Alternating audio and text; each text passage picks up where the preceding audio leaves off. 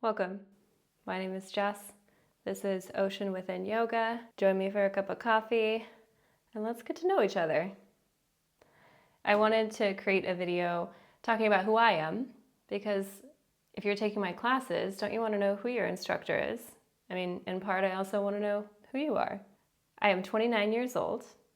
I am a Virgo. My birthday is September 11th. I'm actually aging myself because I'm still 28 technically, but my birthday is coming up soon, so we'll just roll with it. I'm 29. Every year I become wiser and wiser. And I'm honestly kind of excited to hit 30. I feel like 30s are going to be my thriving years. 30, flirty, and thriving. So I'm embracing this last year of my 20s, ready for the next chapter. I am a Colorado native, love Colorado. I've lived there the majority of my life, but I've also done a lot of traveling, i.e. right now I'm in Greece. And I've also been to Panama and spent a lot of time in Costa Rica as well. I'm a 500-hour yoga instructor. I did a 200-hour training and I did my 300-hour training both at Holistic Yoga School, which is located in Loveland, Colorado. If you're looking for yoga training, I have to recommend that one highly. I have a couple of dear friends who have gone through that training, a couple of them being my students who are now yoga teachers, because that training just, they hit every single basis, and you actually teach 2 full classes before you graduate, which for somebody like me, that was what I needed. As far as the activities I like to do outside of yoga, I'm really into surfing. I learned how to surf 3 years ago, and it's been incredible. It's weird that I am more of a surfer when I live in a landlocked state, i.e. why I don't really love always being in Colorado. I love to go and surf in Costa Rica. That is my favorite place to surf, particularly Uvita, Costa Rica. I also just got into skiing, so I just learned how to ski this year in January. I'm hoping that this next winter season, while I'm in Colorado, that I'll get to ski a bunch more, so that way I can get better at it. Snowboarding I tried, and I was not very good at it. But maybe one day. I haven't fully given up on that one yet. In the summertime, I love to rock climb. I love hiking. Anything outside, you'll see me. Like here in Greece, swimming. Swimming and snorkeling are my 2 big things right now. The last thing that you will see me doing often is pretending to be Laura Croft.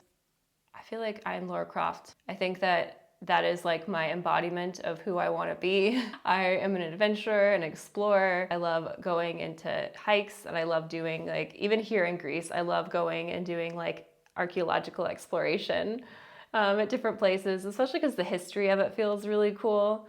I don't know. I kind of have this game in my head when I go and do these adventures, like I'm Laura Croft and I'm going to the tomb to go explore the so and so, and I make up this like fun story in my head.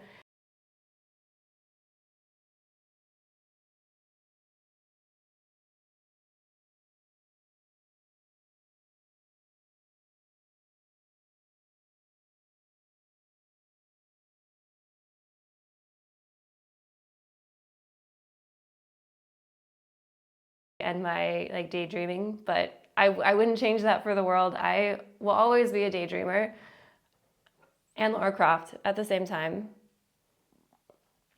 Or yes, and my ringtone is the Kim Possible beep beep beep beep, because that is another embodiment of who, I don't know, I guess like those 2 characters are people that like I resonate with a lot.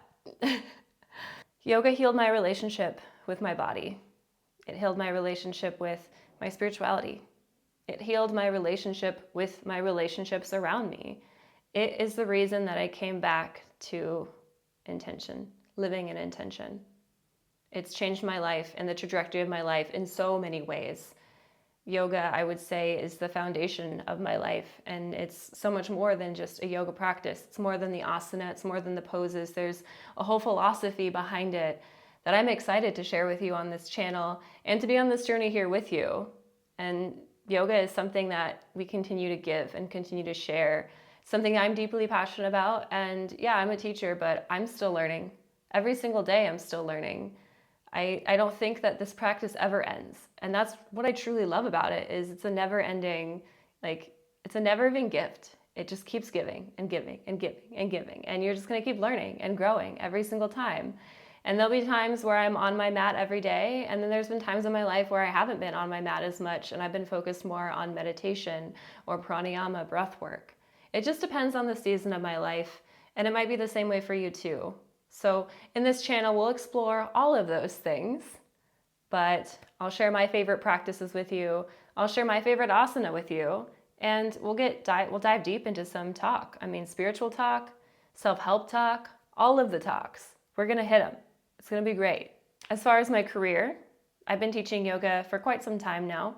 I did my teacher training in 2019. From then, I went to Panama. I started teaching right away out of the country. I found a job on Yoga Trade teaching at a resort called Kalamia. It was a beautiful journey. I spent 6 months there. Then I came home because of COVID, which was really hard on me personally. I came home and felt like a little puzzle piece that no longer fit in the puzzle that was my life before I left. Before I had left, I was bartending to get myself through my yoga training. I didn't do the traditional route of college because we didn't have a lot of money growing up, and I watched my parents both deal with a lot of debt, particularly around school. And I wanted to go to school for something that I really enjoyed, something that I could see myself creating a life out of. And that was yoga for me. So when I got back, I was kind of in a funk, not really knowing what to do, what the next steps were. Everything was closed, and I still wanted to teach, and I didn't want to lose sight of the practice, because the more I taught, the more comfortable I felt teaching, the more connected I felt with my students. That's when I started this YouTube channel, actually. It was during COVID. My best friend Chris, we did a road trip all around California, Oregon. We went to Yellowstone, the Tetons, and we filmed a bunch of really amazing content that is here on this channel. When I look back at it, I see that my teaching has grown so much since then, but those videos are a reflection of that growth, and they're still all amazing classes. At that time, I was still learning how to teach. As I've grown since then, I started teaching at different studios in Denver. I was a full-time teacher for a while, enjoyed that, but it was taking such a toll on my body, and it was pulling me away from my own practice. I also wanted to grow in the community, and I wanted to be more involved in a yoga community. I knew that one day I would want to open my own yoga studio, so I thought, what about managing a studio? The opportunity came up 2 times in my career, 1 for Body Alive and 2 for Yoga Box. Yoga Box was the last place I was working. I still am on the sub list at Yoga Box, but I am no longer a manager there. I had a lovely experience. I grew the Cap Hill location, which there's 5 in Denver. It's an amazing studio. I highly recommend it. When they say power class, I mean it power class. I mean it hot, sweaty. When I say scope class, we've got our weights, and then they also offer restore. So 3 formats, 3 of those formats I love. They're amazing. I think that they have all great benefits. But the studio itself had a really good foundation in how they helped grow their teachers, which was my favorite part about managing, was mentoring and coaching other teachers. I liked the business side of it, but for me, it did begin to feel very corporate, and it also required me to be on call 24/7. My time was fully put into another company, and all of my creativity went into that. And I noticed towards the end of my management time, I was feeling incredibly burnt out. I was losing passion for something I loved so much, and I had to figure out how to get that passion back. That was when one of my students told me, hey, I bought a second home in Greece. Do you want to rent my house when I'm gone in the summer? And I was like, yeah, but I mean, how are we going to swing that? And she goes, well, you can move into my house and rent the basement, and when we're gone in Greece, you rent the house, and we'll give you a really great deal so long as you take care of the house. And vice versa, when you're in Greece, that's where you'll stay, take care of the house, and we'll give you a really good deal on rent. So I saved up for a couple months, worked really, really hard, said goodbye to Yoga Box, and here I am in Greece. I've been here since May, and I'm here till mid-August. We're approaching August 1st, so my time is actually coming up really soon. And in that time, my goal, my intention for all of this was to build a YouTube channel. I already had one. I just let it sit on the back burner for so long. All my time went into another business. And I don't regret any of that. It was all a part of where I'm at today. But I do see that it was limiting me from the potential of what I wanted and what I wanted to share. There's only so much that you can teach in an hour-long class. There's only so much that you can teach within the parameters of a structure. And it's nice to have a little bit more freedom and to build into a community that's not just based in Denver, Colorado. I'm a really big traveler. Traveling means the world to me. I live in a landlocked state and I love to surf.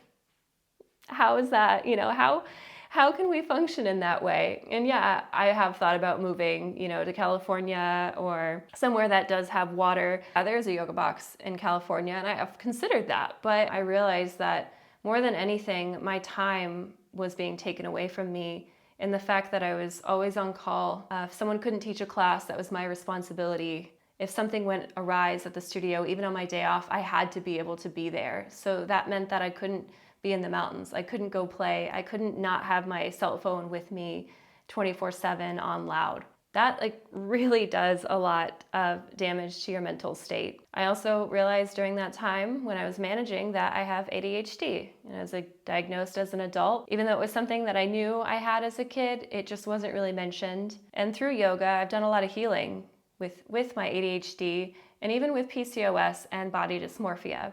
I talk a lot about these topics in my podcast, Changes Within Us, and I'll probably correlate a little bit of them into this YouTube channel.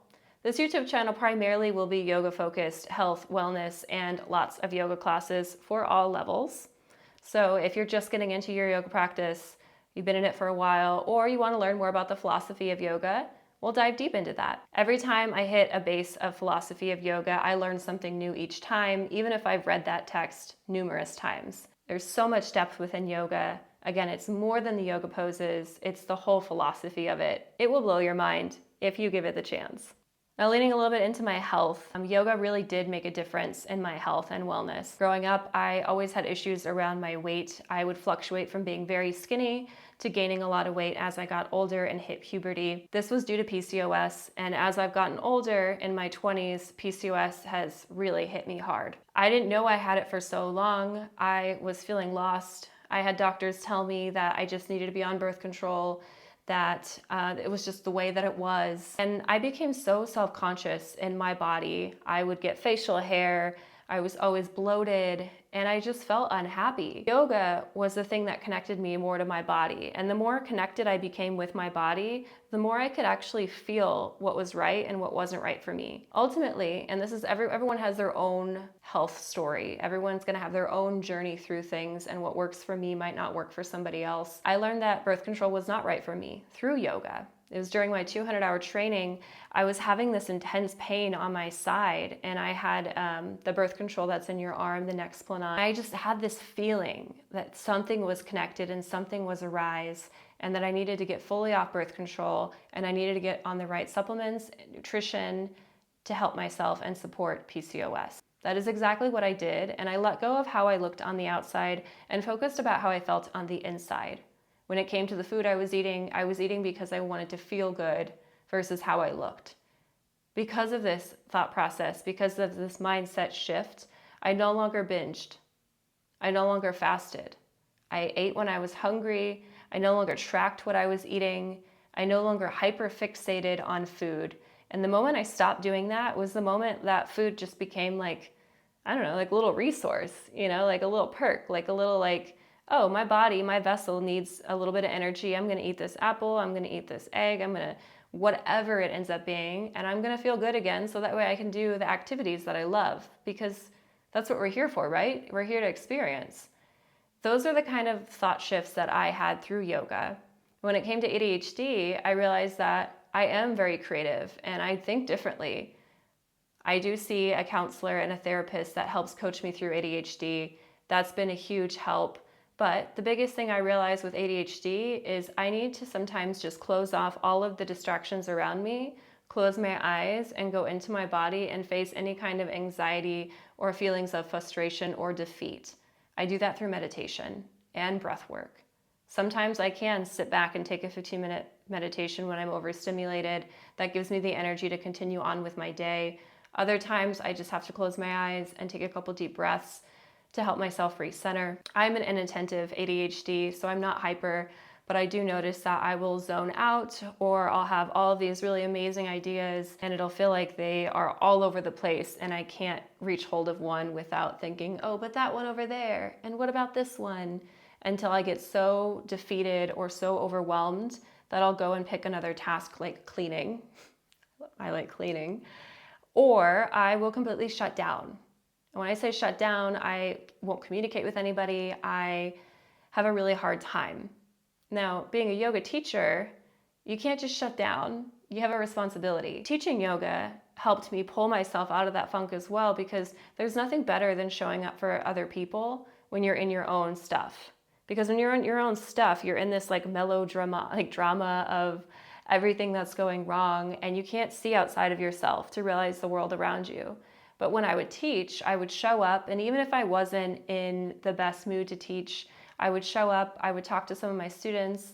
They would all uplift me with positivity. They would say they're happy to be there, that they really needed this today because they were going through something as well. That reminded me like why I show up and ultimately my purpose in life. It's not about me. I'm a part of this. It's about the collective and how we can all uplift each other. After I would teach, it was just like mindset shift. I was okay and I could progress forward. And when it comes to health and wellness, I truly believe that yoga and meditation can do so much for us outside of just the physical. For some, that's why we start this practice, is because of the physical. And ultimately, it leads to something deeper. Now, when it came to my journey in teaching abroad, you might see some videos earlier. They're called the Panama vlogs. I did go to Panama and I really loved it, and that inspired my love for travel. I grew up with this belief system that to travel you had to have a lot of money, because it wasn't something that my family valued when I was a kid. We didn't really go on trips. I never really thought about going to Europe, let alone. I didn't know that this was a possibility. When I found out that I could take yoga and not only have it as a career, but also use it to travel as well, my mind was blown.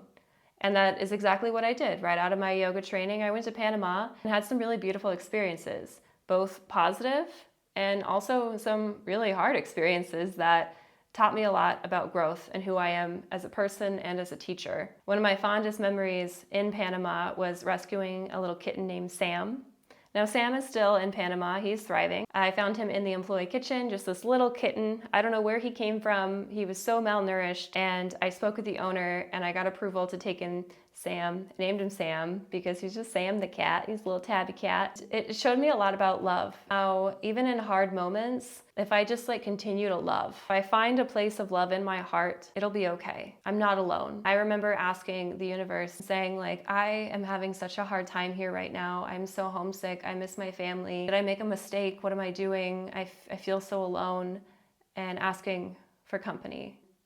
I had that company. I had to practice the art of letting go. I couldn't take Sam with me. I mean, maybe I could have, sure, but Sam was a wild cat. He wanted to be outside. He didn't want to be in Denver, and I already have a cat, back home, and she's a house cat. He loves being a house cat, whereas Sam was wild. He is not a house cat. So I knew in my heart that if I could get everyone around comfortable with Sam, if he could get comfortable, then he would have a forever home, which he does. On the Instagram, there's pictures of Sam, and it really makes me smile to know that he's still loved and cared for. I still miss him though. Another fond memory was the people I met. When I was working abroad, I met so many different people from all around the world. I remember this lovely French woman. She came with her husband. Her husband was not into any of the excursions that the resort had to offer, but I loved to paddleboard. And I was telling her about how much I loved to paddleboard and how I would go and paddle off to this remote part of the island, and that I would put mud all over my body. And then I'd get back on the paddleboard and paddle out into the middle of the ocean and just jump in. And she's like, I would love to do that with you. So what did we do? We did just that. And at that time, I remember telling the universe that I missed my mom a lot. I got to feel that same motherly energy from this woman. And it reminded me that I could see mom in everybody. I could see that same love that I feel for my mom in those moments where she's not here. Let's face it, we're not always going to have the people in our lives around us all the time. So when I got home, I remember giving my mom the biggest hug. I had taken for granted that I had my mom's love and support. Where I left, I maybe didn't take those hugs as much as I do now. Even in Greece, I miss my mom. And when I get back, I'm gonna give her a big hug. When I'm in Colorado, I tend to forget because she's so accessible. But the truth is, we don't have everybody in our lives forever. It's a treat, it's a gift. And so we should appreciate those around us. I realize now, looking back, that I missed it so much because I had grown so much when I was there. When I came back, I felt lost. I had experienced such growth. Really, like, home and feeling at home isn't about the set and setting as much as it is about the growth that you're feeling and if you're being tested and pushed. Now, here I am in Greece. I am creating content again for YouTube because this is something that I really want to pursue. I want to offer yoga online that is accessible for all levels, and I want to create a community. I want to have the freedom to travel and share the travel stories. I want to go through the things and share my own experience and the growth that I've gone through, because that's what connects us, is experience. Every time I've gone through some kind of hardship and I find out about someone else who is also going through that hardship, it's just like we instantly connect. They know, they feel it. There's a certain depth to them. And there's a depth in all people, everyone. But like the depth that I feel with other people who practice yoga is unreal. It's almost like they've like felt what there is. They felt this like deeper connection. And once you felt it, you can't unfeel it.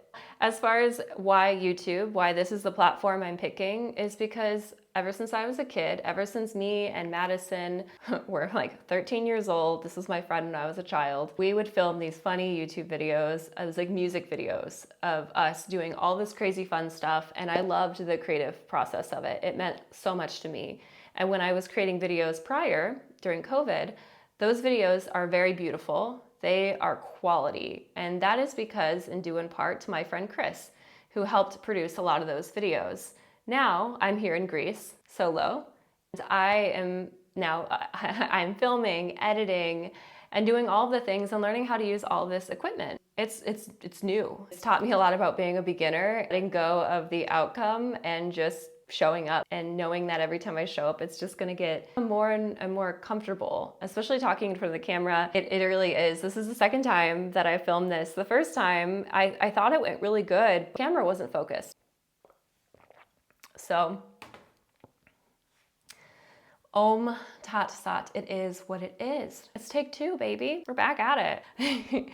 Last but not least, I wanted to talk a little bit about the community aspect of what I'm trying to create here within Ocean Within Yoga. The reason the name Ocean Within Yoga is from a quote, and the name resonated with me when I thought of like, oh, and I might butcher the quote. I'm going to try really hard not to mess it up. We're all just one drop of water in the sea or the ocean. One drop creates this big collection of us as a whole, as a one unit, all functioning and growing, connected. We're not separate. We're all one. And in that oneness, there's a vast undiscovered part of us, that the sea is like, the sea ocean are mostly unexplored, and that there's so much that we don't know. That's how I feel about myself. When I look into the eyes of another person, I feel like this sea or ocean that I want to discover. That's the name behind Ocean Within Yoga. My podcast, Changes Within Us. That is honestly because there's always change arising within us. What initiates that change is to notice. Once you've noticed, again, you can't unsee it. So once you felt this like, hey, I am a people pleaser. Wow, I can't unfeel that inside. How do I work through that?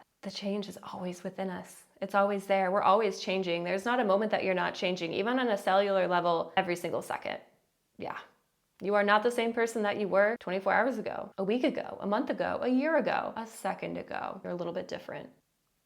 A community so that way I could share, because yoga has changed my life in so many ways, and I hope that it can also change yours. I hope that you can see that this is more than just an asana practice. My favorite takeaway from teaching yoga is after class when someone says that I made an impact, because that's the real work. It's not about saying I'm a yoga teacher and I can do X, Y, and Z and this pose and that. No, it's more than that. It's showing up for somebody outside of yourself, and that's truly giving. I want to provide a space where you can do that, and you can also feel safe. You can ask questions, where you can talk to each other, where you can have this sense of community, especially when you feel alone, because I felt alone in this Greece travel journey. There's been many nights where I'm on my mat doing yoga and I start crying. It's not like tears of sadness. It's just this like feeling of like, wow, I feel really alone right now. I know that I'm not alone. I know that there's part of me inside, my highest self, we'll call her, that is always there. I know that the universe is there. I know that I have people, friends, family all around me that are there. That ongoing feeling of alone, that comes from like just just feeling a little disconnected. I want to create connections. Even if you're traveling, if you don't have that connection where you're at currently, let's create that here. Let's create an open space where we can talk, we can hit discussions,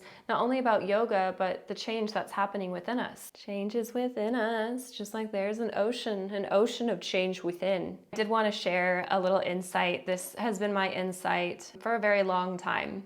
And I say it a lot in class, that it's not about the destination as much as it is about the journey. I take that into this filming and producing stage of my life that I'm very new at. I realize that it's not about getting the best end product. It's about, did I enjoy it? Did I have fun? Did I feel challenged?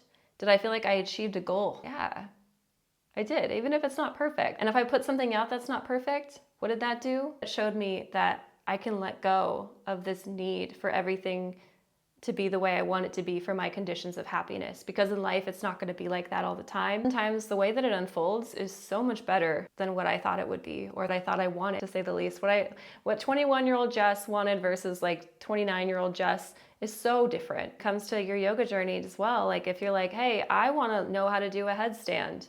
I want to learn how to do handstand. I want to be in the best shape of my life. And I just want it now. If we got everything we wanted right away, we wouldn't appreciate it as much as the work that we put in for it. The pride that comes with that. That is the journey. When we get to that destination, it's gonna be there. We're gonna get there and be like, okay, cool, I'm here, I'm enjoying it. But what's next? What's next is always going to be there. That's the process of life. That is the journey of growth. That is the growth mindset. And if you're in that growth mindset and you're always asking what's next, just know that you're on the right path. You're doing great. Just even that thought process itself initiates growth. Don't forget to be in the moment. Feel it. And currently for me in Greece, my time here is coming up soon. And I'm soaking in every moment that I can and enjoying this time to be creative. It took a lot to be here. And I know that at the end of the day, I do have to go back and I do need to work and I do need to teach. And I might have to pick up a side job that I might not love, that might not be my passion, but at the end of the day, I know in my heart that I had this time here to be with myself. And this time here was the longest I've ever been alone with myself. There's days where I wouldn't talk to anybody. Yeah, I would WhatsApp, but otherwise, when I go get my food or whatever else, I'm on my little skirt or little moped, motorbike, getting around. I would have conversations, but I'd come home and at the end of the day, I would sit alone with myself. And in this time, I was very intentional. I said, no TV. I can watch informative YouTube videos on editing because again, YouTube is amazing. I feel so blessed to live in this day and age where we have YouTube because I have learned how to do my makeup on YouTube, which I'm not the greatest at it, but I have learned how to edit. I learned the best settings for this video right now on YouTube. It's amazing what you can find on here. And it's amazing the community you can find on here too. Look through the comments. You'll find a couple people saying negative things. And that's just, it is what it is. Om Tat Sat. But you'll also see a lot of really positive comments of people connecting and helping each other. That drop in the sea that becomes an ocean that is all of us. The one. That is all I have.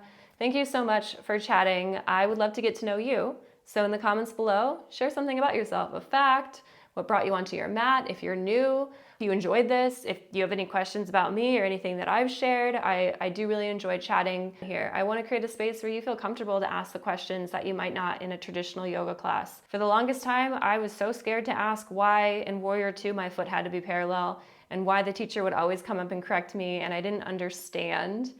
But I also didn't feel comfortable enough to ask, and maybe that's on me, but I didn't know that there was a resource like this where I could. Let me be that resource for you. Thank you.